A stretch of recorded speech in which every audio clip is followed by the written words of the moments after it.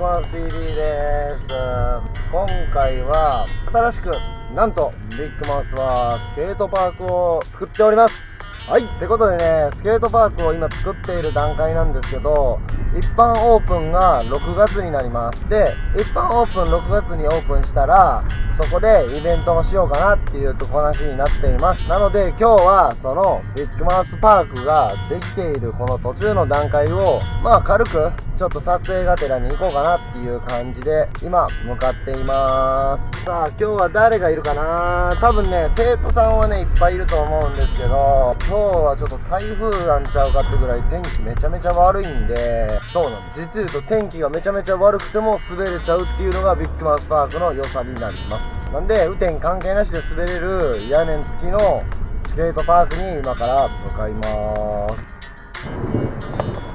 皆さん聞きました？今雷鳴ってるで、これはめちゃめちゃ雨が降る予感がしますね。はい、ビッグマウスパークでは雨でも雷でも関係ありません。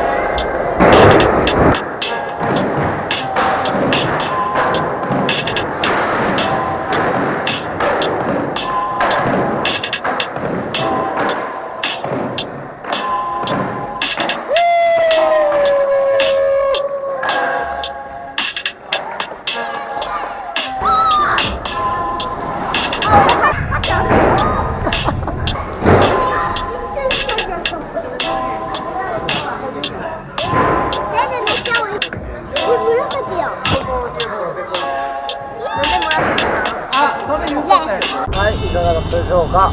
ビッグマウスパークはあんな感じで今作る途中なんですけど、みんながやっぱ楽しそうに滑ってるのを見ると、やっぱ自分もやっぱね、滑っちゃおうってなっちゃいますね。みんなが着々と上手になれるような、そんな素敵なパークを絶対作るんで、ぜひ皆さん、ご期待ください。ビッグマウス TV でした。